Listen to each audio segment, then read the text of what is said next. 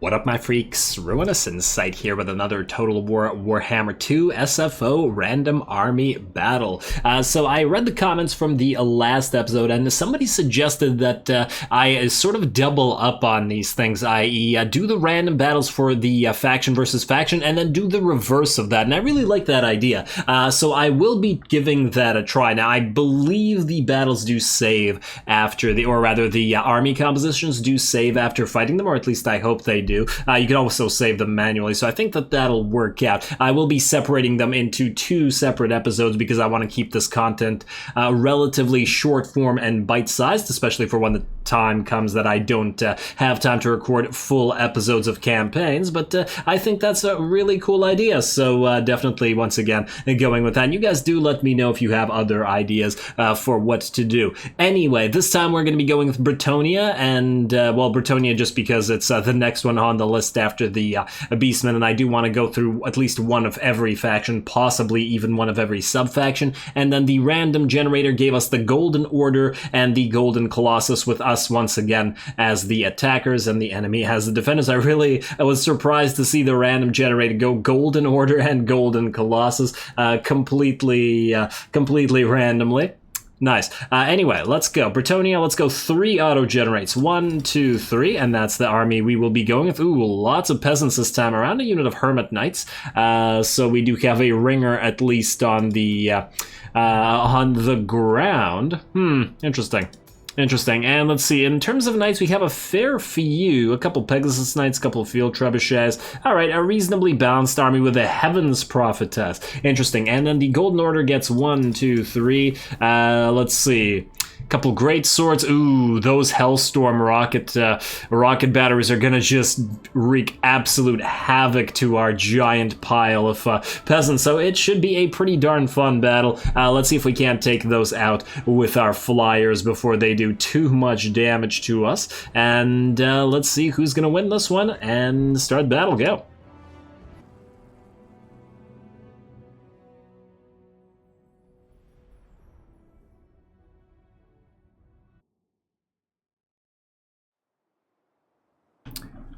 Alrighty, here we go. Should be a pretty interesting one. Now, right off the bat, we have set up our army not in straight-up battle lines, i.e. Close units together, but have made distance between our units because the enemy does have the mortars and those Hellstorm rocket batteries. All very, very threatening. Nonetheless, I do really like the army position that we got random into. We have quite a lot of cav. We have 3 sets of knights here. We have Grail Knights as well as a Knights of the Realm units. Here we have 2 sets of our Pegasus Knights over here, and then we have 3 mounted yeomen deployed, with 2 being mounted yeomen archers and then 1 being regular mounted yeomen. So lots and lots of space to maneuver and lots of cav to use. Considering the fact that the enemy army has a lot of ranged units, that's very dangerous for them. On top of that, we do have a lot of these battle pilgrims, as I said, which are unbreakable. So while Bretonnian infantry may be garbage, the battle pilgrims can certainly help in holding the line. Plus, we do have these 2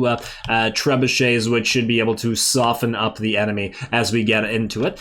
We also have our Prophetess of the Heavens to deal damage, and our Lost Sun to heal us and protect us with the Foz Shield, or whatever that spell is called, and Earthblood to heal our units. Foz Protection is what I was thinking of, to buff up the armor of the battle pilgrims. So all in all, pretty darn decent army composition. We just have to be very wary of the enemy range firepower. Alrighty, so let's begin here. The first order of business is to try to hit as many of these range units as we can with our mobile Knight Force and try to deprive the enemy of the ability to use their mortars and Hellstorm rockets. Unfortunately for the AI, it did deploy one of its Hellstorm rocket artilleries in the woods here, so it will be shooting the trees more than it will be shooting us, but we still have the other 2 artillery pieces to be concerned about. So here we go. The enemy also does have that Tempelhof Luminarch, or that's what it's called, right? Yeah, Templehof Luminarch, so that is still a very, very dangerous unit for our knights out here. That could certainly dish out a crazy amount of damage. Speaking of knights, we got our first charge in. I think that's first blood to us as we hit those handgunners, knock them around, as well as any other units that are in our way. It looks like the enemy did turn their spears towards these guys, but that just leaves them open for an attack right in the back from the defenders of the Fleur de Lis. Very, very nice. Ouch. Poor little spearman. Obviously, all of our knights here are in a diamond formation. Then we have the mounted yeomen moving. Or actually, wait, they are in lance formation, not diamond formation. But anyway, mounted yeomen, because they do not need to be killing units to fight, we're just going to have them quickly move in and rip apart this Hellstorm rocket battery just so it can fire. We also get a damaging spell from our Prophetess of the Heavens, a chain lightning right in the middle of the main enemy blob. And we can see that our infantry, our own infantry blob, has not taken a lot of damage here. Ooh, and I just realized that this trio is blocking some of the shots from our Blessed Treb there, but oh well. Speaking of the Blessed Treb, it is targeting the enemy greatswords. They are the most threatening units on the field other than the Knights of Moor and the Deliverance steam tank over here, so we do have to try to soften them up and kill them as much as possible. We also have our Pegasus Knights finally moving in, and they're a pretty great unit for wrecking a range, which the enemy has a lot of, so I think that is pretty good. Also in reserve, we are currently holding our Foot Squires and our Hermit Knights, our elite infantry. Why do I have these guys in reserve? Because I did expect the enemy to charge their knights and stuff into our rear lines, because our rear lines are not very well protected by virtue of the fact that we had a sort of checkered formation to try to avoid enemy artillery. Fortunately, or perhaps unfortunately, by virtue of the fact that we kept our units back, the enemy is not really charging our range units, but I did still maintain the enemy, or our forces there in reserve. That's okay though, because the flanks are going very, very much our way right now, and so is the rear line attack. So I'm pretty happy with that, regardless of the fact that we have not committed our 2 elite infantry units, and especially since we have a highly mobile army, considerably more mobile than that of the enemy, we can get lots and lots of charges into units that are running away and thereby prevent them from coming back. Ooh, looks like a charge from the Pegasus Knights going in here, try to tie up those crossbows, and oh, I actually think I charged these guys here to tie up the war wagons with the mortars, although this is a very dangerous position to be in because of the Knights of Moor around here, who do quite a bit of damage and are fairly tanky, so gotta watch out for those. And oh, looks like we got the first charge of the Empire Knights, the Stubborn Bulls, the Great Sword Knights, here, and they did go after our Prophetess of the Heavens, quickly dealing quite a bit of damage to her. I was very impressed with how quickly this damage was dealt, although not enough to kill her, and the fact is I believe she is faster, right? 63 speed versus 80 speed, so she could have gotten away there, but that charge there happened quickly enough, and I didn't quite notice it until they dropped a little bit. Fortunately, we do react to that and get the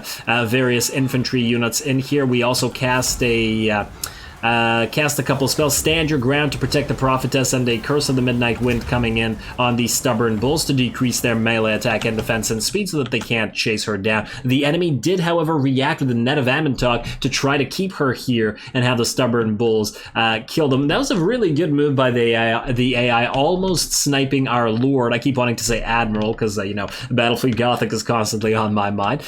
Snipe our Lord so that we couldn't do anything about that. Now, the enemy do have a great sword unit out here, and I did commit our Grail Knights to them, mostly because the Grail Knights are very tanky, and I didn't really want them to, i.e. the Great Swords, I didn't want them to kill anything else. We also have a single unit of Battle Pilgrims essentially distracting the Deliverance here. The Deliverance, obviously, being a tank, is also pretty damn tanky and kind of hard to kill, and therefore we're just keeping it back. It's a legendary unit, just a single battle pilgrim unit distracting it and keeping it in the trees is very, very valuable to me, as that is not something that we have to worry about. In the meantime, you can see how many enemy units are now routing and being ripped apart by our knights, and then after the knights have shattered those units that are running, they're just going to move back in and keep going after those handgunners, those Free Company militia, more handgunners and archers, and whatever the hell else the enemy has brought in terms of their agents. There we go. Oh man, you gotta love watching the cavalry charges right into the enemy. Oh, and this battle is after the cavalry patch as well, so I wonder how effective that is on, or what changes that has made to SFO. Kind of interesting now that I think about it. All right, how are we doing otherwise? All right, let's see. It looks like the Templehof Luminarch is getting ready to fire again, but we are firmly ahead of the enemy. Considering the amount of troops they've lost, more than half their army, and the amount of troops we've lost, a little under 200, I think we're doing extremely well against this particular force. Kind of impressive, but we did get a very, very nicely set up map, as well as some advantages in terms of being much more maneuverable than the enemy army, and maneuverability is always very valuable. And it looks like finally the Knights of More did decide to charge us over here and go after the Peasant Bowmen. We are going to finally commit our Foot Squires over here, but the Hermit Knights, the other unit that I was holding back, I actually decided not to commit it to defend there, but instead to send them out to try to kill the Huntsman General. They're slowly trying to walk up into that. I guess right now they're just posturing and, you know, looking menacing, but that's what they were ordered to do. Maybe it's because they're waiting for this one unit to get back. Otherwise, we are going to get a Pegasus Knight charge right into the back of these Knights of More, just to try to, you know, deplete their HP a little bit. They are unbreakable after all, and we need to... wait, are these guys unbreakable? Maybe they're not unbreakable. I don't remember. No, they're not unbreakable. So we just need to cripple them. Okay, that's fine. I swear, maybe I'm thinking of another unit. Let me just read the stats here. Let's see, you got Ward Save, blah, blah, blah. You have Grim Resolve. Oh, you're immune to Psychology and you can cause terror. Okay. I guess that's what I was that's what I was remembering here.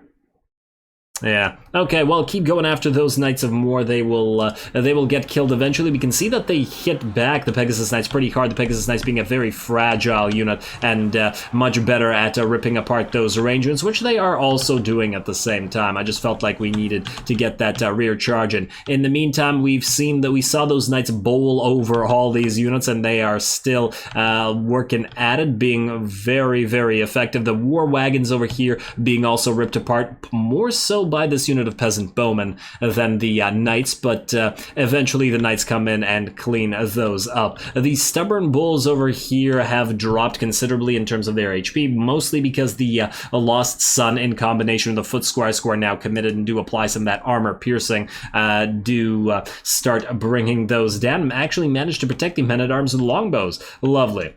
Lovely. Over here, it looks like the enemy units of greatswords have been nearly routed by the Grail Knights, which is completely unsurprising, even if the Grail Knights are fighting in the woods over here. And the Deliverance, their legendary units, still distracted, hilariously enough. I'm also very curious to see how much damage the Mounted Yeoman Archers have put out into the enemy, as they have been firing the entire battle and have almost lost all their ammunition. The Hermit Knights are also doing a great job. They have cornered the enemy Huntsman General, and look like they're going to be able to break him, as well as this warrior priest. Well done, Hermit Knights. Yeah, this turned out to be a very strong random army that we got settled with. I'm going to be very excited to fight it with this Imperial force. See how we do there.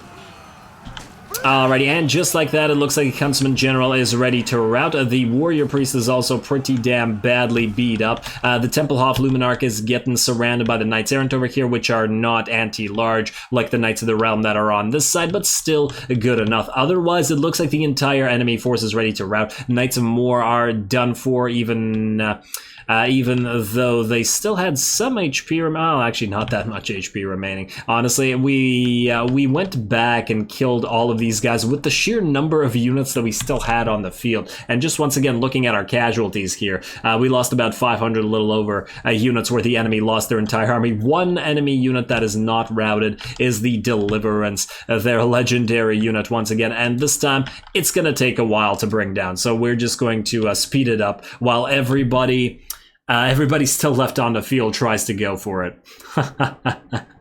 Oh man, yeah, this thing takes a while. Such a cool model though. All right, get to work, knights. They're probably completely flabbergasted as to how to fight a freaking steam tank. You just gotta poke at it with those lances over and over.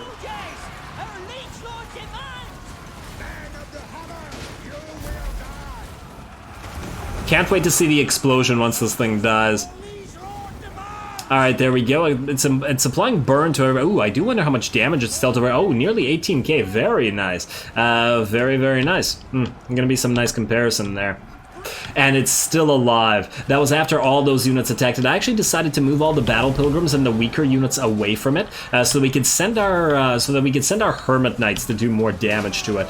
They do quite a bit of damage after all, and it actually has 42 magical resistance, so it's actually fairly resistant against those hermit knights, but we still have other knights, the Knights of the Realm and the Grail Knights, which are all anti-large, to hopefully bring this thing down finally. Look at it chasing down and ripping apart those spearmen at arms and stuff. It doesn't want to go after the elite units, it wants the easier to kill units, which I guess is fine because it's still racking up kills for the enemy army.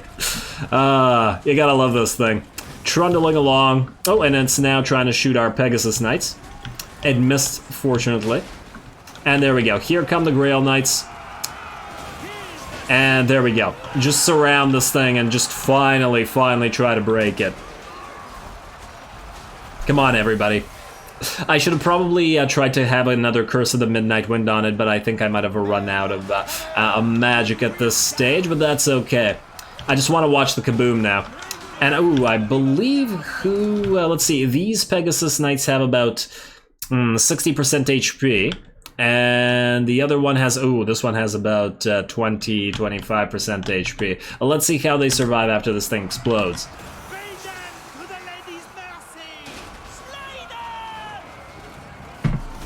Probably should have gotten another unit to surround it. I honestly was expecting this unit to die much faster. It's a lot more resistant than its stats would suggest. And there we go. Try to surround it a little bit better with the Pegasus Knights and with the Defenders of the Fleur-de-Lis there.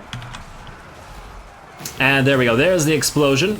And I saw a couple knights go down, including some of the Pegasus Knights, one of which has been brought down from about 20 HP to like 5% HP, and lost several of its units. And obviously I did that on purpose. I just wanted to see how much damage it would do upon explosion. Probably a lot more effective against unarmored infantry than it is against the more elite units out here, but still fairly interesting. Anyway, a relatively easy battle, and though it says close victory, I really don't agree. Let's just see how much we've done in terms of damage and stuff at the end here. I was curious about the human archers. 7 and 6k. I mean, considering the cost of those units, pretty effective. 15k and 16k on the Pegasus Knights, very worthwhile. Nearly 21k on the Blessed Field Trebuchets, much stronger than the regular Field Treb, and 20k on the Defenders of the Fleur-de-Lis. I mean, all the knights basically did really quite well. Even the Grail Knights, who were basically stuck fighting those great swords that entire time.